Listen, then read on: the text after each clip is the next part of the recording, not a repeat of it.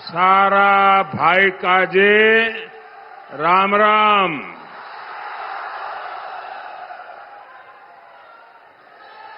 वारलू छे कि नर्मदा मैया की, नर्मदा मैया की, नर्मदा मैया की। कोटेश्वर और बालूपुर के सभी संतों को मेरे प्रणाम।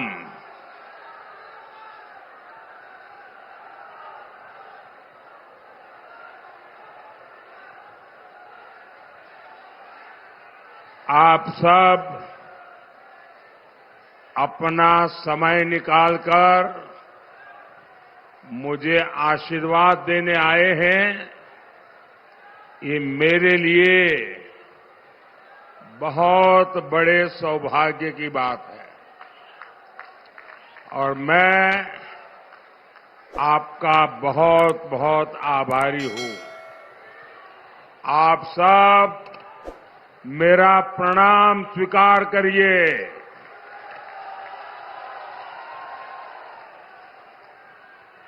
साथियों, आज सुबह मैं मेरा कर्तव्य निभाने गया था और सुबह मैं वोट कर करके आपके पास आया हूं और मेरा हमेशा मत रहा है कि ये लोकतंत्र का उत्सव है। उत्सव उसको हमने नागरिकों ने उत्सव के रूप में मनाना चाहिए। और आज मैं धार में देख रहा हूं कि मेरी माताएं, बहनें, बेटियां जिस प्रकार से परंपरागत वेशभूषा में आई है, जैसे अपने परिवार में कोई अवसर हो, वैसे ये लोकतंत्र का मिजाज है। आपने ये, और मैं पक्का मानता हूं कि मीडिया वाले मुझे तो बहुत पब्लिसिटी देते हैं, लेकिन थोड़ा आज ये उत्सव का माहौल बनाकर यहां मैं जो बहन बेटियां देख रहा हूं, क्या बढ़िया बढ़िया वस्त्र पहन करके आई हैं। लोकतंत्र को उत्सव बना दिया इन सबने।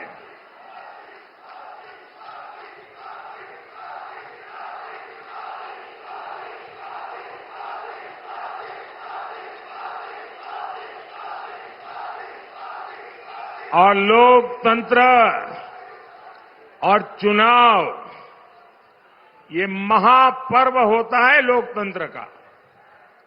और जब चुनाव में उत्सव का माहौल जब बन जाता है ना, तो मतदान तो बढ़ता ही बढ़ता है, लेकिन जो 18 साल से कम उम्र के बच्चे हैं घर में, उनको लोकतंत्र का महात्म्य क्या है, चुनाव का महात्म्य क्या है, वोट देने का मतलब क्या होता है। एक प्रकार से चुनाव ये संस्कार संक्रमण की प्रक्रिया भी है। लोकतंत्र के प्रति समर्पण को और अधिक प्रभावी बनाने का ये उत्तम से उत्तम अवसर है।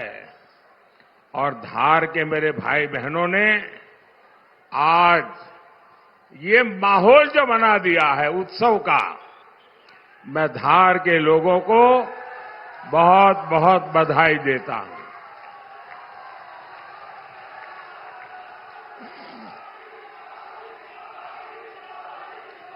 यहां कुछ लोग ये फोटो वगैरह के लेकर के आए हैं।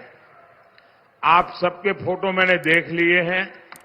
अगर आप बैठ जाएंगे तो मेरे पर बड़ी कृपा होगी, क्योंकि पीछे सबको परेशानी होती है। मैंने देख लिया है, आप तस्वीर लाए हैं, कृपा करके आप बैठिए। नहीं बैठेंगे? उन तस्वीर को नीचे रखिए, आराम से नीचे बैठिए। मैं आपका बहुत आभारी हूं कि आप इतनी मेहनत करके चित्र बना करके यहां लाए हैं, लेकिन आप आराम से बैठिए, थक जाएंगे। बोलो भारत माता की, भारत माता की, भारत माता की। साथियों, 4 जून को अब 1 महीना भी नहीं बचा है।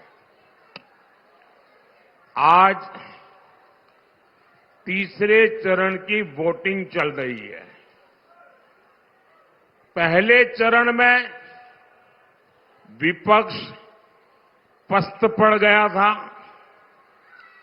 दूसरे चरण में विपक्ष ध्वस्त हो गया था।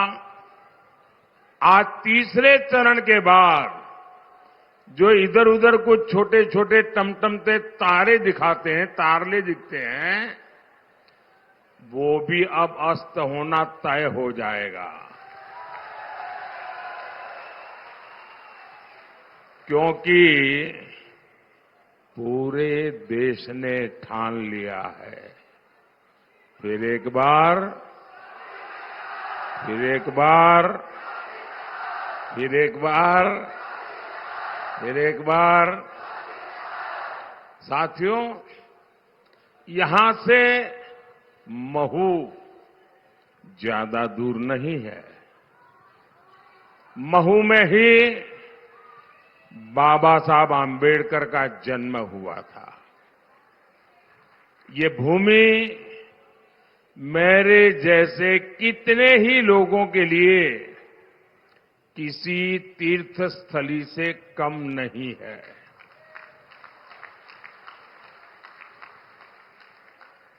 और मैं तो अगर स्वार्थ की भाषा में बोलूं, मुझे बोलना नहीं चाहिए, लेकिन अगर स्वार्थ की भाषा में बोलूं तो मैं कहूंगा, बाबा साहब का संविधान न होता तो मोदी इस जगह पे नहीं होता। ये बाबा साहब का संविधान है जिसके कारण आप सब मुझे यहां तक पहुंचा पाए।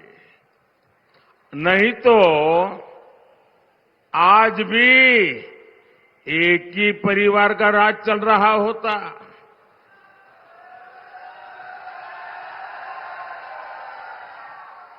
नामदार ही नामदार होते, कामदार का तो हिसाब ही नहीं होता।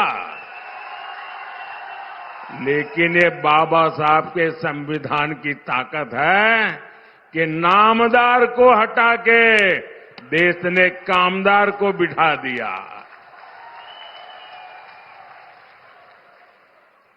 और यही वजह है कि कांग्रेस बाबा साहब से नफरत करती है। इसी नफरत में अब कांग्रेस ने एक और चाल चली है। कांग्रेस चाहती है कि संविधान बनाने का श्रेय बाबा साहब को ना मिले। इसलिए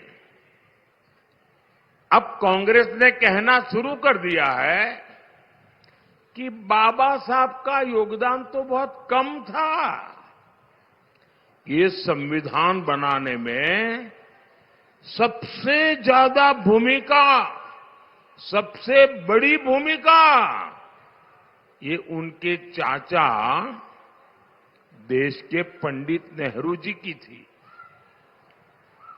क्या ये बात आपके गले उतरती है क्या? मुझे बताइए, हिंदुस्तान का बच्चा बच्चा भी आज जानता है न कि भारत के संविधान बनाने में सबसे बड़ा योगदान बाबा साहब आम्बेडकर का था कि नहीं था? था कि नहीं था?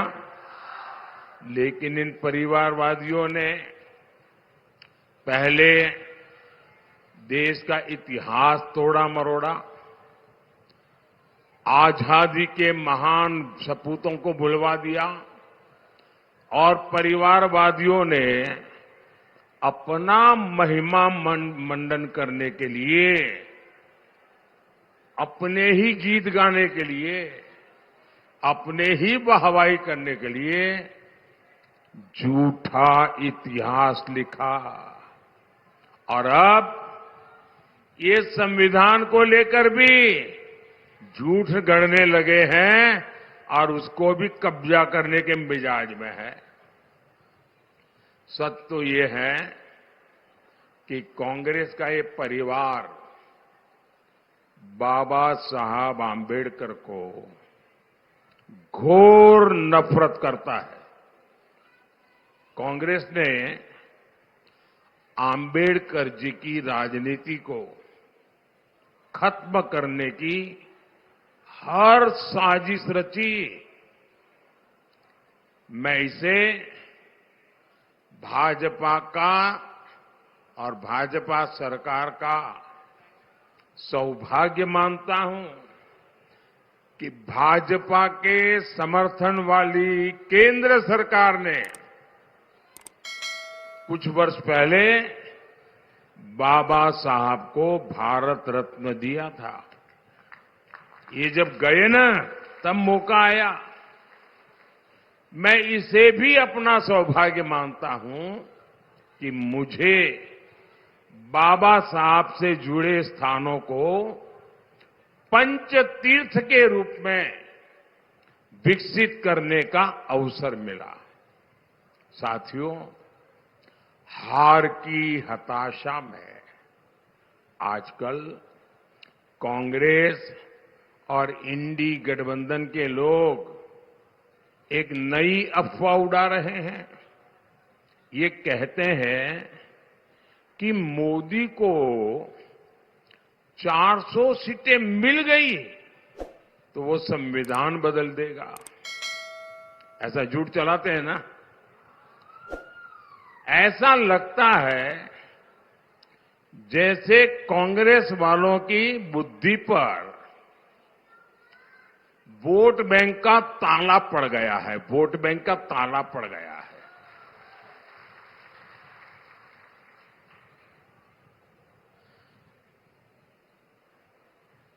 अब इनको मैं बुद्धिमानी कहूं या न कहूं, ये भी मेरे लिए सवाल है।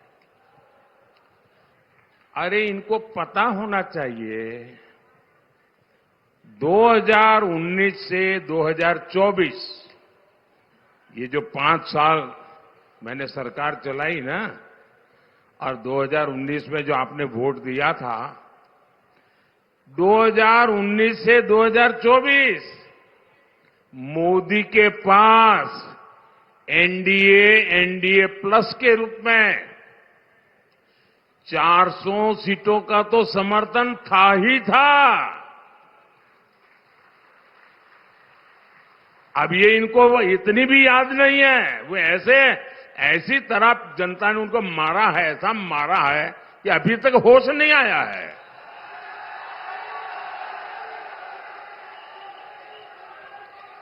2019 के बाद करीब 300 सीटें तो एनडीए के पास थी।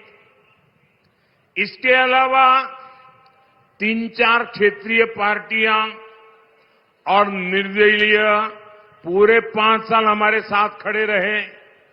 ये सब अगर मैं मिला लूं, एनडीए प्लस का हिसाब लगा लूं, तो ये करीब 400 पहुंच जाता है। और मोदी ने 400 सीटों का उपयोग किस काम के लिए किया?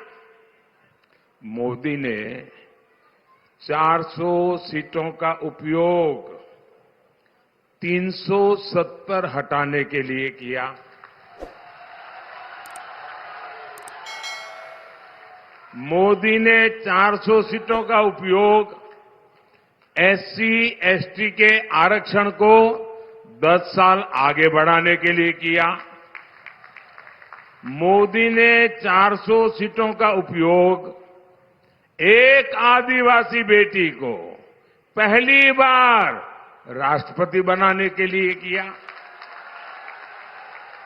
मोदी ने 400 सीटों का उपयोग महिला आरक्षण के लिए किया और मोदी 400 सीटें क्यों मांग रहा है, ये भी देश को जानना बहुत जरूरी है। मोदी को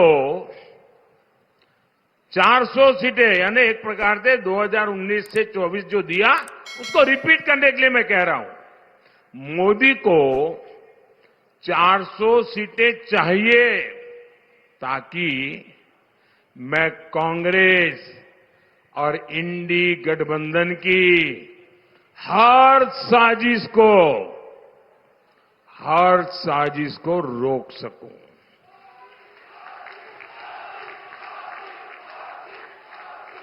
मोदी को 400 सीटें चाहिए ताकि कांग्रेस कश्मीर में धारा 370 को फिर से वापस लाकर के चिपका न दे, खेल बिगाड़ न दे। मोदी को 400 सीटें चाहिए ताकि कांग्रेस अयोध्या में राम मंदिर पर बाबरी ताला ना लगा दे।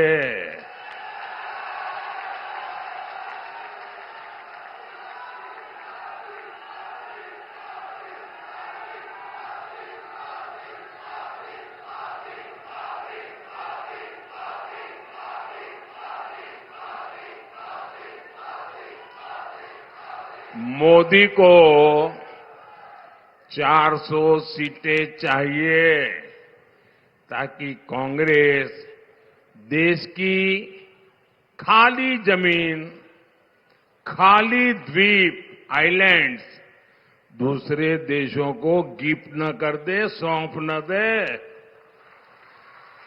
मोदी को 400 सीटें चाहिए ताकि कांग्रेस एससी, एसटी, ओबीसी से उनको जो आरक्षण मिला है ना, बाबा साहब आंबेडकर ने जो आरक्षण दिया है, भारत के संविधान ने जो आरक्षण दिया है, ये वोट बैंक के लिए उसमें डाका न डाले, इसलिए 400 सीट चाहिए। मोदी को 400 सीटें चाहिए ताकि कांग्रेस अपने वोट बैंक की सभी जातियों को रातों रात ओबीसी घोषित न कर दे और ओबीसी का जो कोटा है उसमें डाका न डाले, इसलिए मुझे 400 सीट चाहिए। साथियों, पिछले 2 सप्ताह से 14 दिन हो गए जब मैंने कांग्रेस को 3 बातें लिखकर देने की चुनौती दी थी। मैंने कहा था, लिख करके दो, 140 करोड़ देशवासियों को लिख करके दो कि धर्म के आधार पर आरक्षण नहीं दोगे। मैंने सही कहा कि नहीं कहा भाई?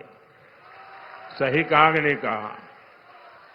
मैंने दूसरा कहा था, मुझे लिख कर दो, 140 करोड़ देशवासियों को लिख कर दो, एससी, एसटी, ओबीसी का आरक्षण आप कभी भी नहीं छीनोगे।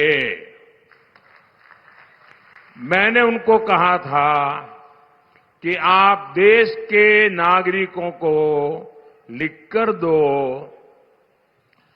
कांग्रेस की राज्य सरकारें ओबीसी कोटे से रातों रात डाका डाल करके मुसलमानों को आरक्षण नहीं दे देंगे।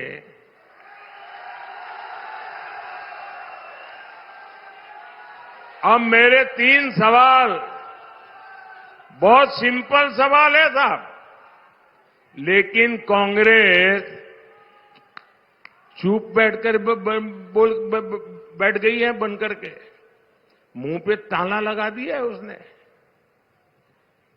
ये चुप्पी खतरे वाली चुप्पी है भाई। उनके अंदर खेल है और मैंने अब उनके दिमाग का एक्सरे निकाला है। वो आपका एक्सरे निकालने वाले हैं ना, तो मैंने सोचा पहले इनका दिमाग को देखूं अंदर है क्या। तो उसमें वोट बैंक ही नजर आ रही है, बस हर चीज में वोट बैंक, हर चीज में वोट बैंक। साथियों, कांग्रेस तो चुप है, लेकिन आज इनके एक बड़े साथी ने इंडी गठबंधन के इरादों पर मुहर लगा दी। उनके एक नेता जो चारा खाने के कारण जेल में है, जो पशुओं का चारा खा गए और अदालत ने जिनको सजा दी है, अदालत ने उनको सजा दी है, सुप्रीम कोर्ट तक सबने मान्य किया कि इन्होंने भ्रष्टाचार किया है। ऐसे उनके सागरित और इनकी बेशर्मी देखो। वो अभी जमानत पे आए हैं बाहर तबीयत के कारण, जेल में कैद थे, कैदी है, गुनहगार है और अदालत ने उनको गुनहगार बना दिया है जी। अरे आपके गांव में भी अगर कोई 6 महीने जेल सजा काट करके आए ना, तो गांव वाले भी दूर रहते हैं, बेटी का व्यवहार करने से दूर रहते हैं। ये कांग्रेस वाले इतने गिर चुके हैं कि उनको माथे पे बिठा के नाच रहे हैं। अच्छा, उन्होंने क्या कहा, अभी अभी कहा है, पिछले 24 घंटे में ही उन्होंने कहा, ऐसे हाथ पछाड़ के बोल रहे हैं, मुसलमानों को आरक्षण मिलना चाहिए। और सिर्फ आरक्षण नहीं मिलना चाहिए, वो कहते हैं कि पूरा का पूरा आरक्षण मुसलमानों को मिलना चाहिए। इसका मतलब क्या हुआ? इसका मतलब क्या हुआ? यानी एससी, एसटी, ओबीसी समाज को जितना आरक्षण मिला है वो छीनकर ये लोग पूरा का पूरा आरक्षण मुसलमानों को देना चाहते हैं। आखिर ये लोग ऐसा क्यों कर रहे हैं? क्योंकि यही वोट बैंक, उसी के सहारे वो अपने सांस गिन रहे हैं। बाकी तो उनका सब खत्म हो चुका है, कुछ बचा नहीं है। बारी बारी से सब छोड़ करके भाग गए। बताइए साथियों, मोदी तो इतने दिनों से सिर्फ यही कह रहा था कि ये आपके हक में से कुछ हिस्सा काटकर धर्म के आधार पर बांट देंगे। लेकिन इनकी साजिश तो और गहरी है। ये लोग अब डंके की चोट पर कह रहे हैं, जिस दिन वोटिंग हो रही है उस दिन कह रहे हैं एससी, एसटी, ओबीसी का पूरा आरक्षण ये मुस्लिम समाज को देना चाहते हैं। मैं जरा आपसे पूछ रहा हूं भाइयों, ये धार की धरती है, ये राजा भोज की धरती है। आप मुझे बताइए, ये जो इंडी अलायंस वाले, कांग्रेस वाले और उनके चट्टे बट्टे ये जो खेल कर रहे हैं, क्या आपको ये मंजूर है? क्या सबके सब मुझे हाथ ऊपर करके बताइए, मंजूर है क्या? आप इसको मंजूरी दे सकते हैं क्या? ये आपके हकों को लूटना चाहते हैं। ऐसे लोगों का जमानत जब्त होना चाहिए कि नहीं होना चाहिए? इनको हमेशा हमेशा राजनीतिक जीवन से दूर करना चाहिए कि नहीं करना चाहिए? जो बाबा साहब को मंजूर नहीं था, जिसका बाबा साहब ने अपने युग में विरोध किया था, क्या आप उसका विरोध करेंगे? इस बार ये कांग्रेस और उनके सब साथियों को चुन चुन करके राजनीति में साफ कर देना, ये बाबा साहब आंबेडकर को बड़ी श्रद्धांजलि होगी।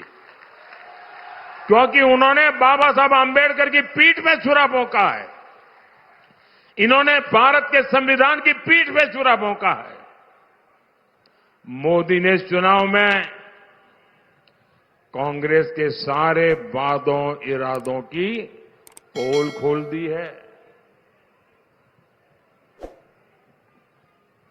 साथियों, कांग्रेस तुष्टीकरण के दलदल में ऐसा धंस चुकी है कि उसे और कुछ नजर नहीं आता है।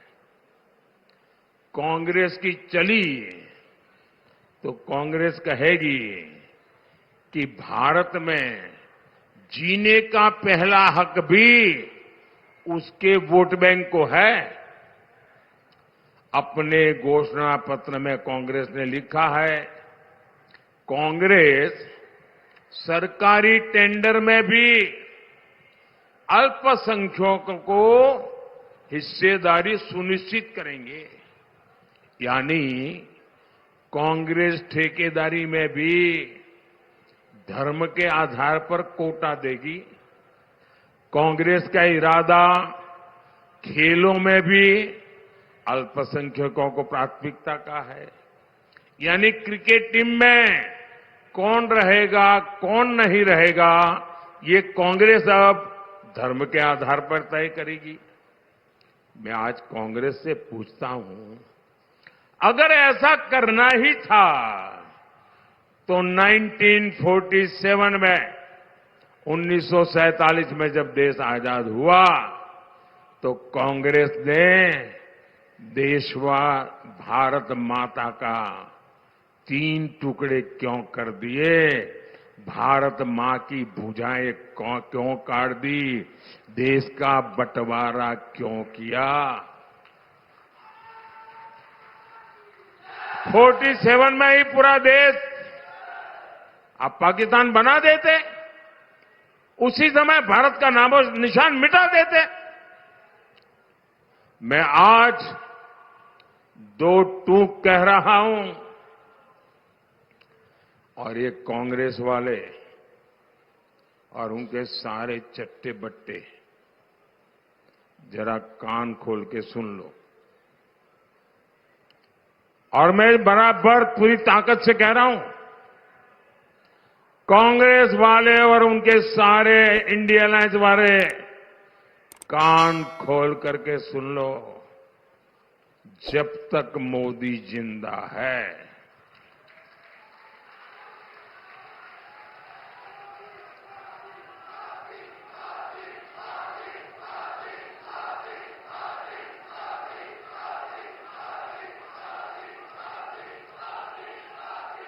जब तक मोदी जिंदा है, नकली सेक्युलरिज्म के नाम पर, सूडो सेक्युलरिज्म के नाम पर भारत की पहचान मिटाने की कोई भी कोशिश मोदी सफल नहीं होने देगा।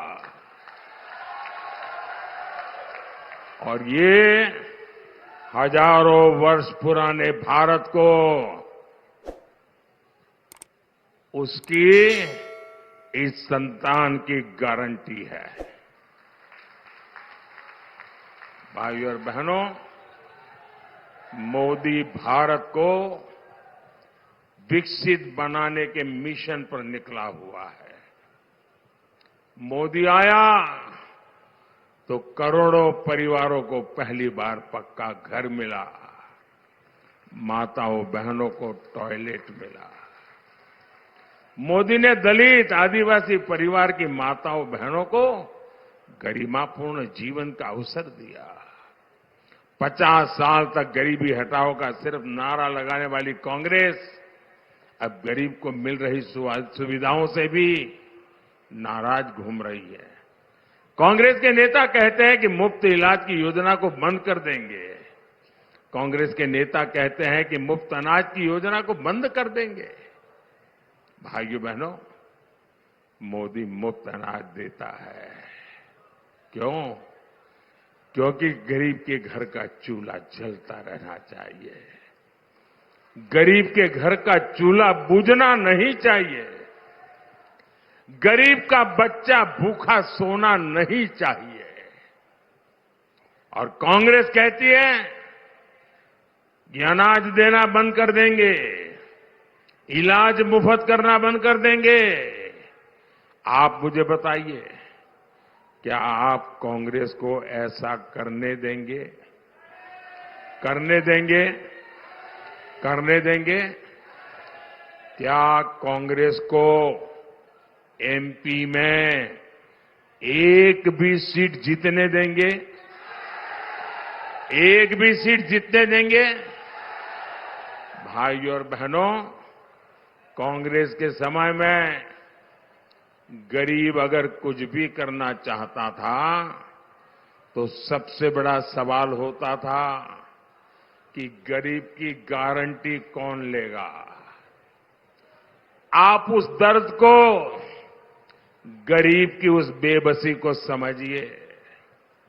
उस गरीब के मन में कुछ करने की, कुछ बनने की इच्छा होती थी, लेकिन कांग्रेस की सरकार, कांग्रेस की बनाई व्यवस्था उस गरीब पर भरोसा नहीं करती थी। कांग्रेस सोचती थी गरीब पैसा लेकर भाग जाएगा। महलों में रहने वाले कांग्रेस के नेताओं को पता नहीं, गरीब भागता नहीं है। गरीब मेहनत करता है। गरीब सूखी रोटी खा लेगा, लेकिन गरीब कर्ज लेकर घी नहीं पीता है। साथियों, ये मोदी, ये गरीब का बेटा है, जिसने देश के हर गरीब की गारंटी ली है। मोदी ने 50 करोड़ से अधिक बैंक अकाउंट खोले। मोदी ने गरीब से बिना गारंटी लिए मुद्रा योजना के तहत उन्हें लगभग 30 लाख करोड़ रुपए का लोन दिया।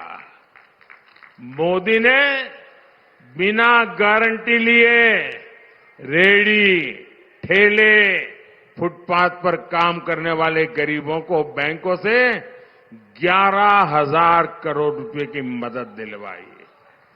भाइयों और बहनों, भाजपा विकास भी, विरासत भी के मंत्र पर चलती है, लेकिन कांग्रेस ने विरासत के, आस्था के हमारे हर काम का विरोध किया। महाकाल महालोक का निर्माण भाजपा ने किया। कांग्रेस ने इसका कदम कदम पर विरोध किया।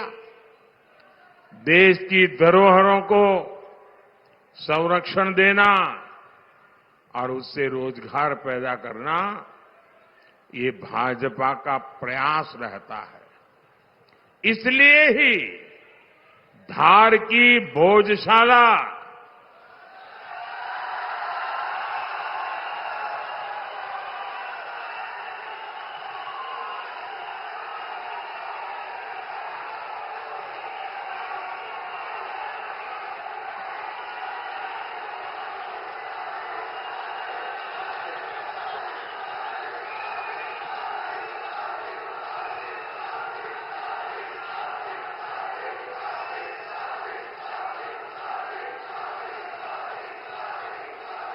धार की भोजशाला बाघ गुफाएं, मांडू का जहाज महल, ऐसी जगहों पर भाजपा सरकार सुविधाओं का विस्तार कर रही है। साथियों, बीते 10 सालों में यहां इंफ्रास्ट्रक्चर के इतने सारे काम हुए हैं। दिल्ली मुंबई एक्सप्रेसवे बनने से सबका जीवन आसान हो गया है। अभी कुछ दिन पहले यहां पर एक टेक्सटाइल पार्क का भी शिलान्यास हुआ है। ये पार्क बन जाने के बाद एक तो यहां के कपास किसानों को बहुत फायदा होगा। यहां पीथमपुर इंडस्ट्रियल जोन है। आने वाले 5 सालों में यहां नए उद्योग आएंगे और इन सब का लाभ इस क्षेत्र के मेरे नौजवानों को होने वाला है। साथियों, 13 मई को आपको महिला शक्ति को प्रणाम करते हुए वोट करना है। धार से बहन सावित्री ठाकुर, वहीं रहिए, दोनों साथ खड़े रहिए। धार से बहन सावित्री ठाकुर और रतलाम से बहन अनीता नागरसिंह चौहान, इन दोनों को हर बूथ पर जिताना है। ज्यादा से ज्यादा मतदान करवाएंगे, हर पोलिंग बूथ जीतेंगे, महिलाओं का मतदान पुरुषों से ज्यादा करवाएंगे, पोलिंग बूथ के सारे रिकॉर्ड तोड़ेंगे। अच्छा, मेरा एक काम करेंगे, सबके सब बताओ तो बोलूंगा। जरा हाथ ऊपर करके बताओ, मेरा एक काम करोगे? करोगे? देखिए, घर घर जाइएगा, कोई घर छूटना नहीं चाहिए।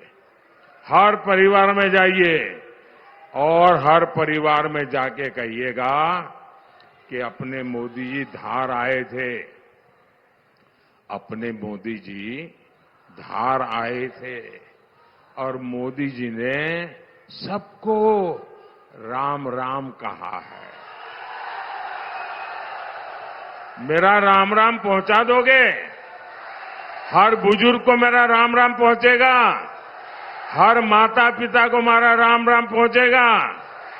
हर दादा दादी को मेरा राम राम पहुंचेगा? हर परिवार में मेरा राम राम पहुंचेगा?